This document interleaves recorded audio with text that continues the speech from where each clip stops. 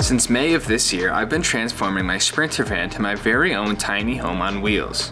While the process has taken way longer than I had originally planned, I really took the time to create an entirely custom and beautifully crafted home. In this episode, I finally close up my battery box with shiplap and unfortunately explain why I have to take the van to the dealership.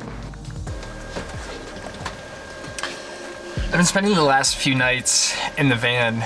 I was actually supposed to go up to Jacksonville with my sister and we were gonna go on a little trip, but I actually had an issue with the van and I actually need to bring the van down into the dealer. It was basically a user error, something that I did, which is gonna cost me a good amount of money, unfortunately. I've just been sleeping in the van, kind of just getting a feel for everything, how the bed works, and it's been about like 30 degrees at night right now up here in the mountains. So it's been kind of good sort of cold weather testing, and it's surprisingly been staying right around 48 to 50 degrees in the van, which is pretty cool because you'd expect it to kind of match the outside temperature, especially without using heater or anything like that. I'm gonna close this bed up and then get to work.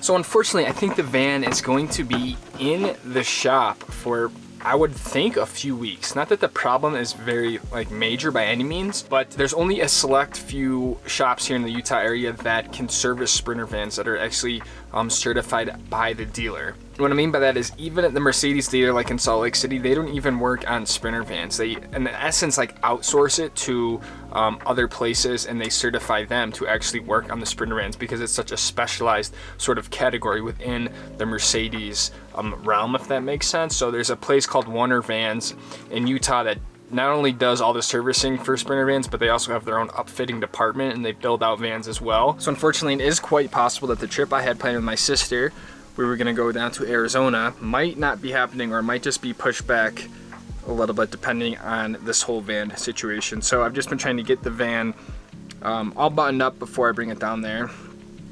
So when I do get it back, we're ready to go somewhere. I now have all of my electrical hooked up and pulled out for the switches, so every single section of the fuse block has been taken up and used, which is awesome. And you can see I just kind of loosely cleaned up the wires here, kind of did the best I could. It's just gonna be what it is, but I think for the most part it's a pretty open, organized area, which is nice, easy to work to and access on. So these guys all run here, and then everything for the switches come out right here.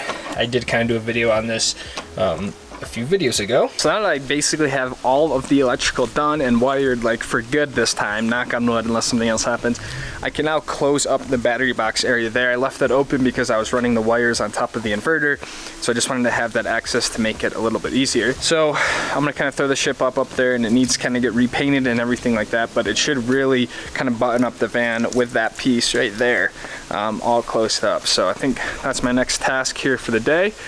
It's absolutely beautiful fall day here in Utah. It's like 75 degrees, just really easy to work. So let's do this.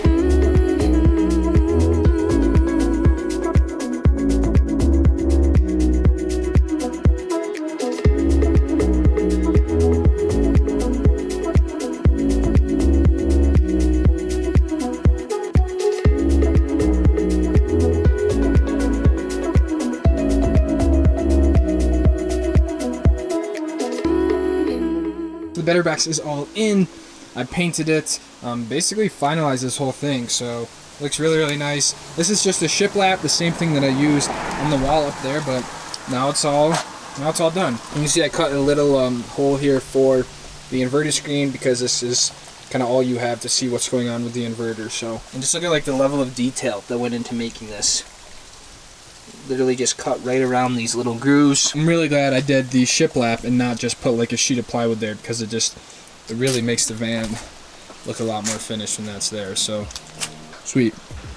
So I guess now to finally address the title of this video, I have to bring the van to the dealership. This isn't just a regular maintenance or anything like that. I kind of messed something up earlier in the build that I just kind of discovered when I went to go take it on up to Jackson Hole this past weekend. And really the only person that can fix it and who I really trust fixing it is the actual dealer themselves. So if you guys remember, I struggled with the heater installation. I put it in once and it was actually put in backwards. I had the ends mixed up, so I had to take it out and then put it in the other way around. All in all, I got the heater to work and I was really, really stoked on it. But what has happened is the exhaust, basically, that's blowing out the hot air, just like you have an exhaust in your car. The tube that I ran is touching another hose up in that cavity. Now, I want to be just always transparent, honest with you guys throughout this whole process, because I'm not a professional. I never claimed to be a professional, and I obviously make mistakes. So I haven't even really ran the heater. I think I ran it one morning for like 20 minutes. And I think that's where the problem occurred. It basically melted a small hole in that line, and I didn't know what these lines were, but basically what that line does is it runs what's called diesel exhaust fluid. And a lot of these newer diesels, they have this fluid, DEF, diesel exhaust fluid, and it's basically just an emissions thing. It's not like it's oil where the engine's gonna blow up, but it just helps keep the air and the exhaust clean that comes out of the diesel. So when you get low, it actually gives you a start remaining sort of timer. And if you just run your diesel fluid all the way out, the van just won't start and you won't be able to drive it. So it is completely necessary. So I had the diesel exhaust fluid light come on. So I just went to go refill it on Friday night at the gas station, and I noticed I was leaking a bunch of fluid.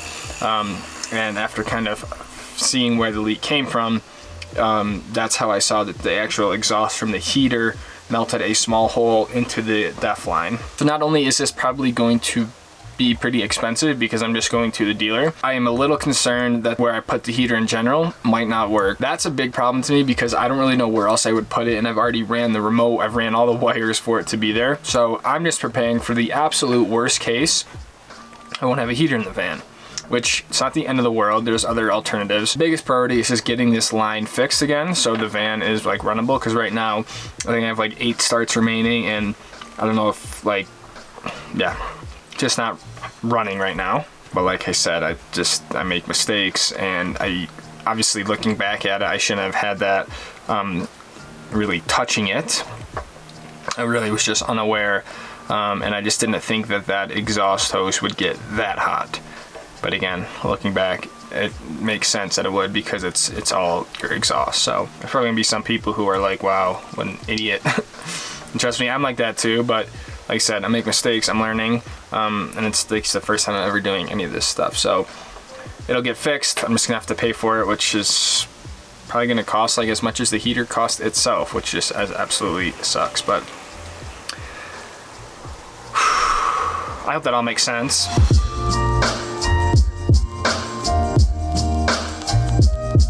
So unfortunately, I'm expecting to probably be without the van for, I'm expecting like 3 weeks, which is like, has made me sad all day today at work. It's the next day, if you couldn't tell by my clothes, but I'm just hooking up my final 2 electrical connectors for the switches here, and then all this will just be unplugging it into the actual switch panel. Will be good to go. But I'm optimistic it might be a little quicker than that, but I do not think it's going to be like I bring it in Thursday and pick it up like on Monday the next week or something. Just really sucks as a whole that after kind of working so much, so hard, and rushing at times, it's really came to kind of bite me in the butt now, and having to wait a few weeks. But personally, I'm just trying to kind of let things happen in life and not get so stressed and caught up about so many little things. Like, my life is still amazing, and the fact that I have to put a Sprinter van that I've converted into a tiny home